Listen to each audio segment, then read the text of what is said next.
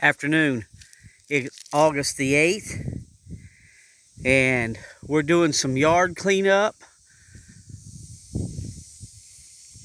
What we had here was a long line of stuff the previous homeowner planted.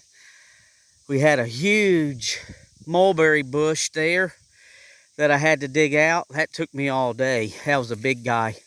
Couple rose bushes, a big old hedge, and some matted grass. But I got all of that out of here and got some grass seed down and some straw put on it. And if you can see those crepe myrtle trees down along the road there and there, he had these guys planted all the way around here, which was a nice thing. The only bad thing about it is he spaced them too close together, and I can't get my rider mower through them with the deck size that we have and the chute down, the grass chute. So I got to weed eat all of this. And when I came over here last week to trim up some of these guys, I noticed that they weren't, none of the crepe myrtles that we have out here in the front, and I'm believing because it's shaded a lot of most of the day by this big pine tree. I'm just assuming, I don't know. But these things were full of disease. The bark was coming off the trees. The actual bark and the leaves were solid black. There was no green in the leaves anymore. Only green in the leaves were in the top. I can show you over here. I got to get out here and mow today too. But let me show you this disease. See, you get green on the back and black on the front. The whole trees were infested. And then on the back of these leaves, it's just full of bugs. Just full of bugs. Look at that. That's what it should look like. And that's what it is. So we're getting rid of all the disease stuff that the previous homeowner just stopped taking care of. You know, he bunched all of these things up at the bottom. You can see this massive root system or trunk. And he would tie them all together. And, you know, that may work if you're in a climate that's conducive to do that. But down here with the high humidity, bunching all of that stuff up just allowed the disease to just breed and run all through these trees. So we're digging these things out of the ground. Like I say, they're pretty big. There's some scale for you.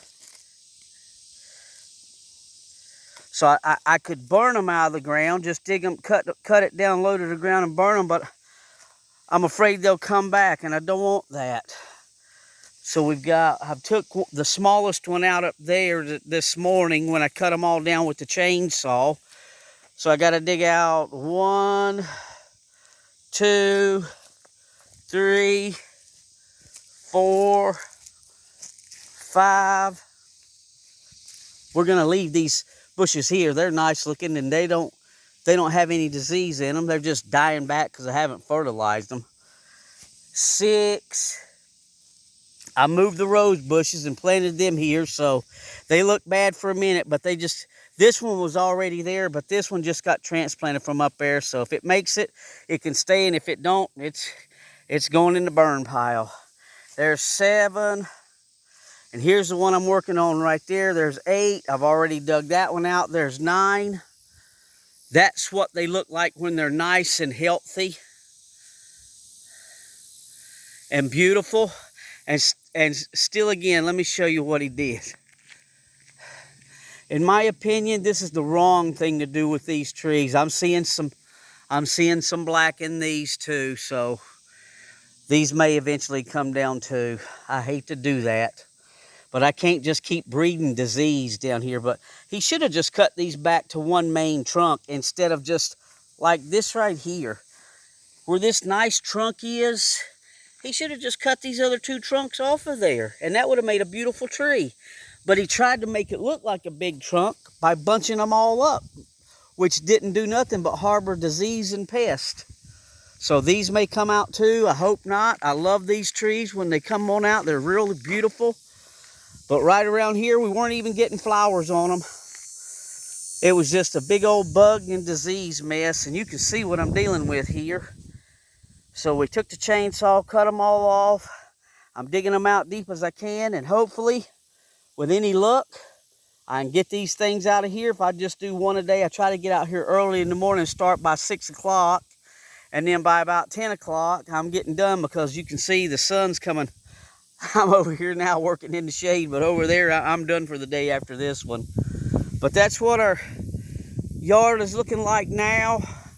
And it's a lot nicer looking and wider open. This grass will be in here, come back, and I think what I'm going to do is my Malta Black fig tree, I think I'm going to put right here in the center. And if I get rid of all of the diseased trees, I shouldn't have any issues with any disease in it. So there we go. That's what we're up to now that the garden's slowing down. But the cucumbers, they're still doing great. You can see here we got cucumbers on the plant. Try to get you here out of the sun. You can see the cucumbers coming on. So they're doing good. This one's a little wilty down because I moved my panel this morning to try to get it some sun. So let me move this back. It does not like full sun down here like it did in Indiana. So we'll cover that up. And you can see all I do is I take these panels and just, we've already got sunshade on there, but this helps a little more too. So it's not so hard on the plants. I've watered them. But yeah, they're doing good. I'm training them to this cattle panel. You can see that. As they're coming up, I'm just tying them. Spreading them out through there. So they're doing good. The cantaloupes they're still going. Our giant macaroni pepper, he's still going, but he's slowing down too with the heat of August. We still have a good tomato plant going here. It's still putting on tomatoes. And we have a cutting over here. This is a Halcinator sucker that I planted, so it's still doing good. And here's our fig tree, and I'm air layering it. There's a great channel, Breeding with Brent Horticultural Plants, or I can't remember exactly the name of it, but he's got a great channel, and he showed how he air layered one of his shoots coming off of his main trunk. I don't want a tree. I don't want my fig tree to be a big V and have a bunch of stalks coming out at the base. I want one main stalk that I'm going to pinch the top out of and kind of grow it like this peach tree. See how it's got one trunk? And then it's been pinched and it comes up. I can get in here, man, and I can weed eat and mow. But these peach trees, when they're done like this, it's very hard to get in here. I'm 6 feet away from the trunk of this thing after I've done trimmed it up. And I think these, I don't know how much longer we're going to give these guys. I do not like a tree that comes out like that. I like a single stalk coming up out of the ground, and then having it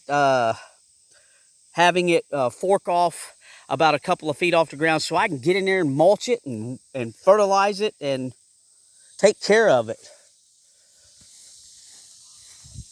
Our watermelons are about to finish up. We've got one left here. It's down in there if you can see it. So when we harvest that one, we'll do a video of that. And that's about it. Cantaloupes. We're getting a second crop of these little delicious 51 cantaloupes.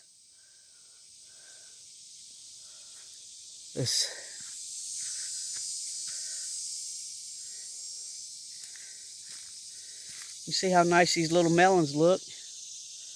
Nice little melons. So we'll just keep you updated. Here's our figs that This is our fig cuttings. These are our YOLO bypass. This is a Malta Black that we ordered from Lazy Dog Farm and planted early in the season. And these are cuttings that we rooted, and they're doing great now so far, knock on wood. And here's some Halcinator tomatoes.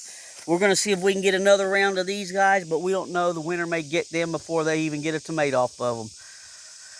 But the video was about cutting out all of these diseased trees and making our property look great again. Thanks for watching.